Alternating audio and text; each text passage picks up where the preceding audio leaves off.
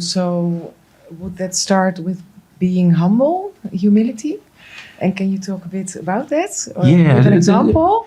It's an interesting link between humility and personality, isn't it? Because if you think of the main reasons why you're not your true personality, so some of you do know, you have times where you have a bit of a spark about certain things, and then you sort of go, but what's everybody going to think of this? What's everybody going to feel about me doing this? And so if you look at sort of, let's call it nature or personality, your nature, what God has created for you to be yourself, right? In the world we live in, that has been moulding you into conformance, hasn't it? It's been pushing you into a place of conforming all of your life for the most part. To break out of that is going to require quite a lot of humility, isn't it? Because when I asked you, what was your name again? Nikki. When I asked Nikki to stand up and turn around, you could feel almost your own embarrassment doing it, can't you? It's sort of like when you stand up and turn around. And this is what it's like what if you are your personality and nature in front of these people, and there's all this sort of, everyone's got their judgments and their own things. When you stand up and turn around and just say, here I am, this is me, yeah, then you're going to be faced with all of these feelings coming from them, and you're going to have feelings in response to that. Does that make sense? So in order for you to do that, you are going to have to be this. Jay, can I say, even before you get to doing that, you have to be humble, because like I shared in my experience, I was so opposed emotionally to myself. I had judged myself the way that my family had. I had to be humble enough to feel some of that pain before I could even sort of accept and express any part of my personality. I felt very alienated from who am I. I felt like I am my parents' daughter, and I sort of saw myself as this sort of kind of people-pleasing party girl, I suppose. I thought that's my personality. I didn't think about it, but that's what I conceptualized myself as. And so I had to be humble enough to feel like, to at least start to feel that there was something imposed upon me and not the actual me, before I even started to kind of uncover these other kind of qualities that are my personality. Does that make sense? Yeah. But I wondered, could you give an example of humility or humbleness or and a good example, which is really easy to connect to, is let's say you know a truth. The truth is that a friend of yours has had an affair, and she's never told her husband. Let's say that's the truth you know. And if you are going to be yourself around both of them, if you're hiding that truth, you're not going to be able to be yourself, are you? You're going to have to modify yourself. So if you're in the company of her husband, or with both of them together, this is going to be on your mind, and in your feelings you're going to go, but there's this truth, there's this truth, there's this truth, and your conscience is going to bother you. There's this truth, and and also you're going to modify your personality in the sense that you're going to modify what you speak about, what you talk about in front of them, and so forth, because of that truth that you're hiding, right? And that your friend might expect you to hide, right?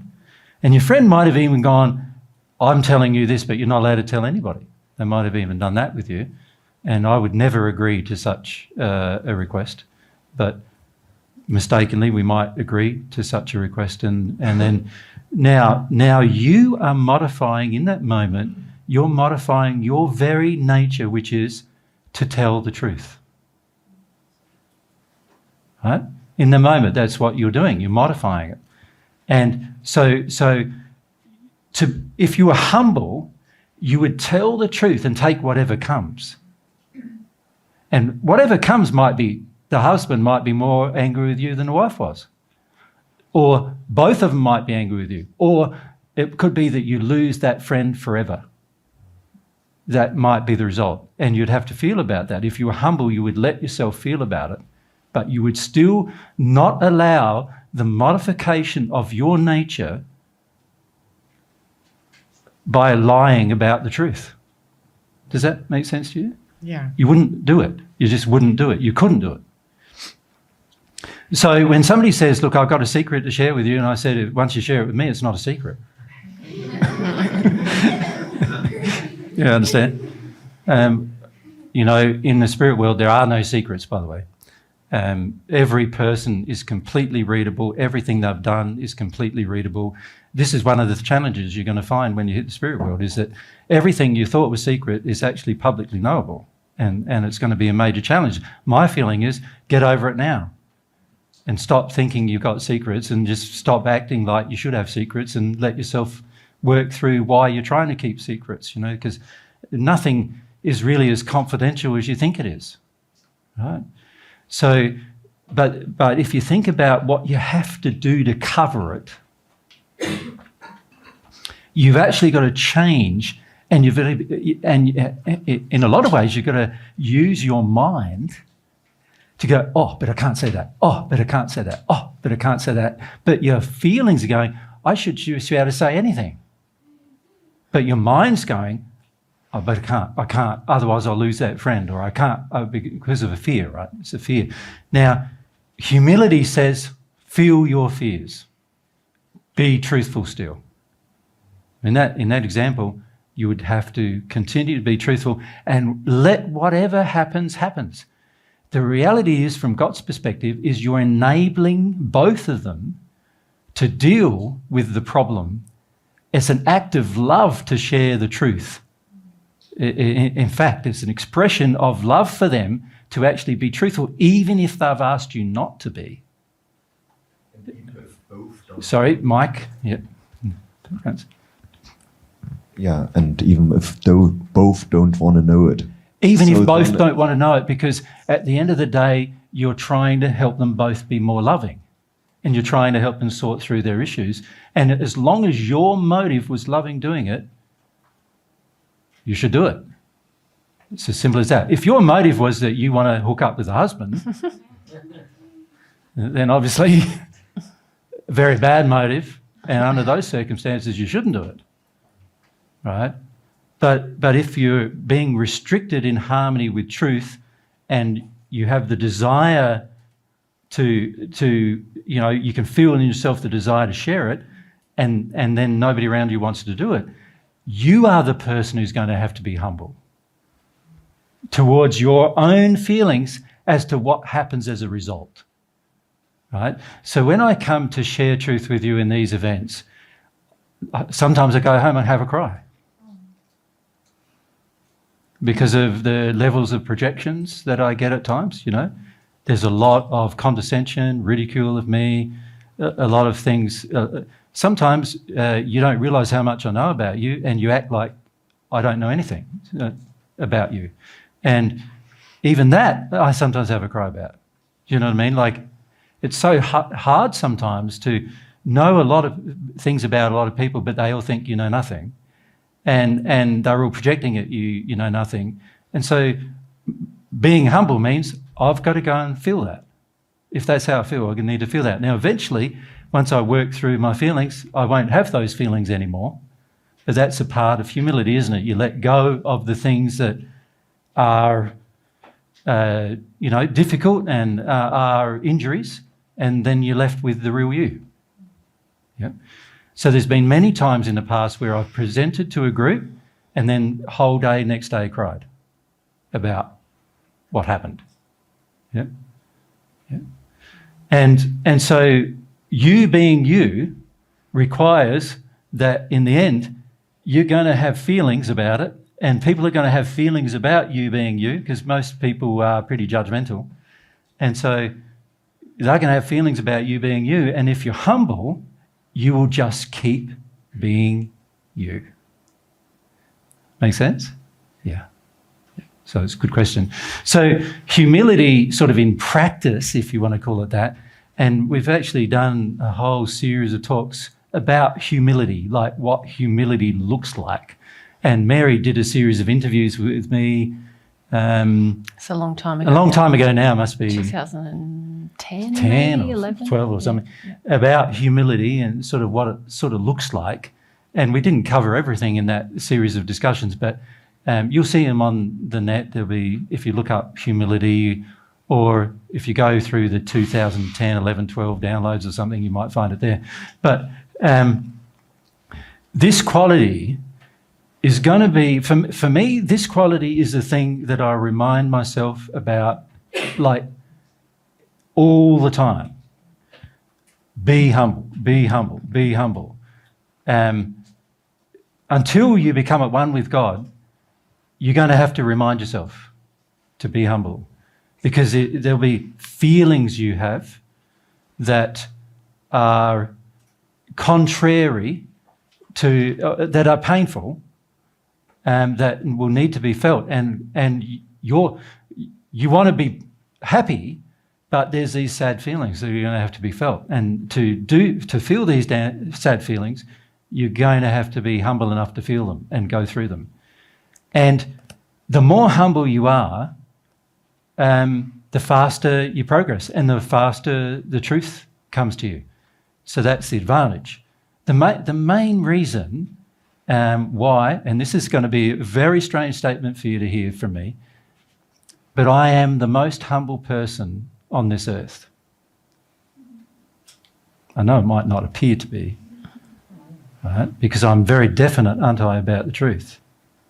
But I know that for a fact, and that's something God has taught. That's why God shared the truth with me, because he knew that I would be humble in the way I receive it and share it.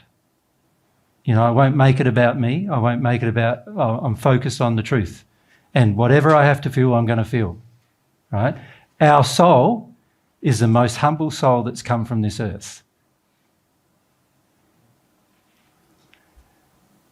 Our celestial friends have had to learn the same levels of humility as we have. Yep. You are going to have the same level of humility if you want a relationship with God that we have. It's going to be necessary, because there are certain truths that you can't absorb without humility. Yep. And that will apply. Humility is an interesting quality because it doesn't only apply, and this is something I'd like to mention to you actually about a number of qualities. So let's look at some qualities. Like there's love, which is a beautiful quality, the most powerful force in the universe, actually. I'm talking about God's love now. And then there's truth. Truth is actually a quality as well as an attribute.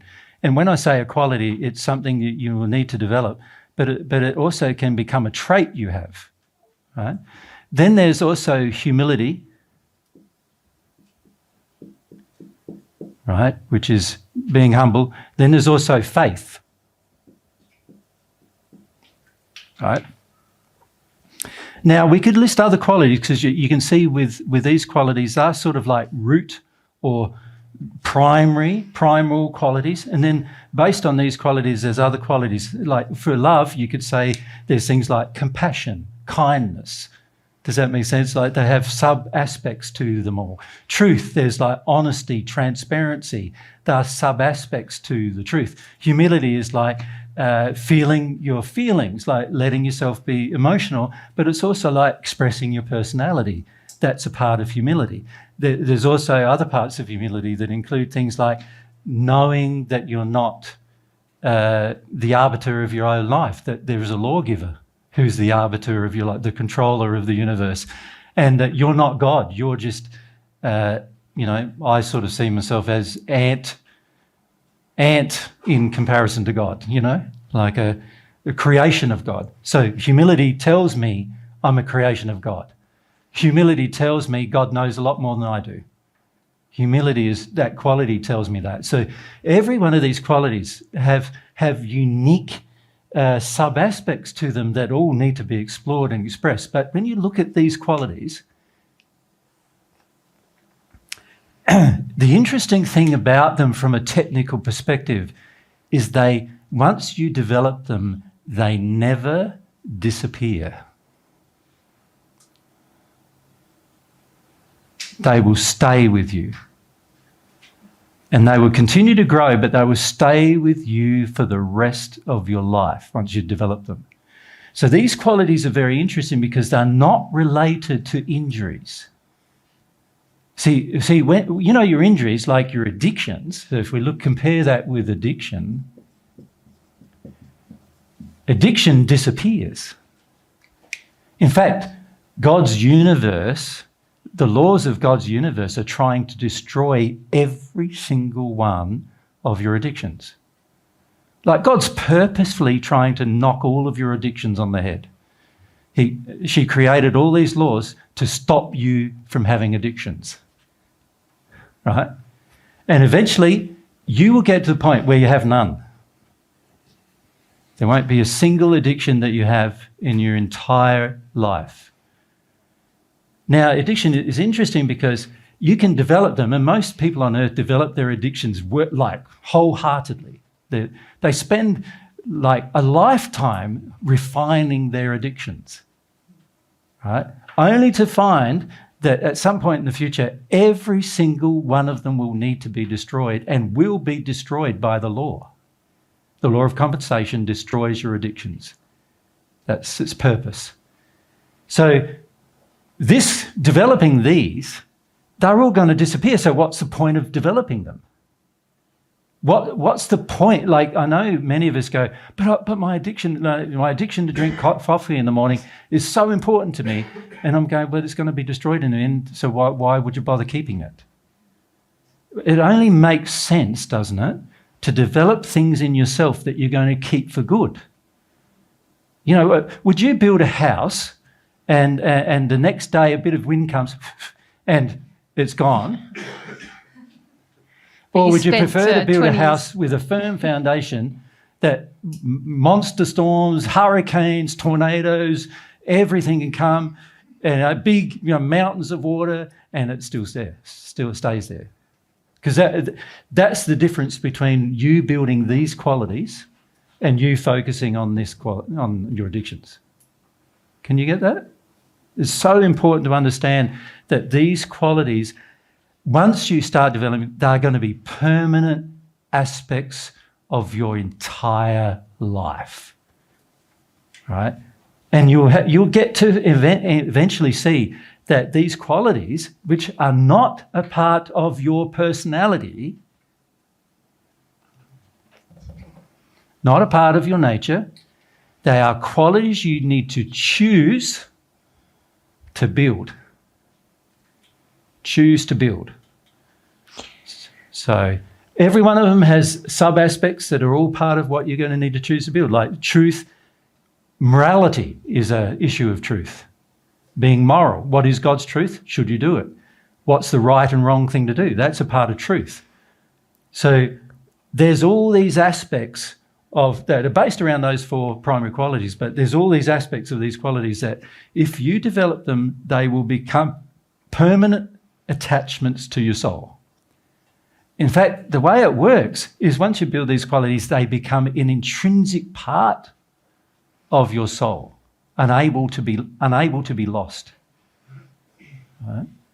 So what I love about that, and I know that's a bit of a technical sort of thing to say, but what I love about that is it sort of, for me, simplifies my life. I go, I've got the choice of meeting addiction, or I've got a choice of developing something in harmony with humility. If I am logical, it makes no sense to develop my addiction because it's not permanent.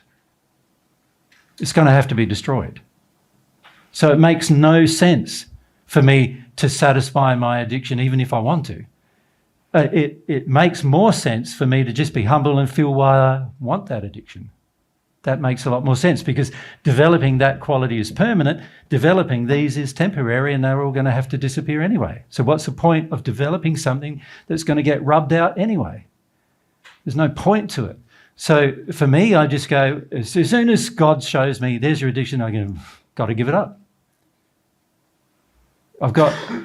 It makes no logical sense to keep it, right?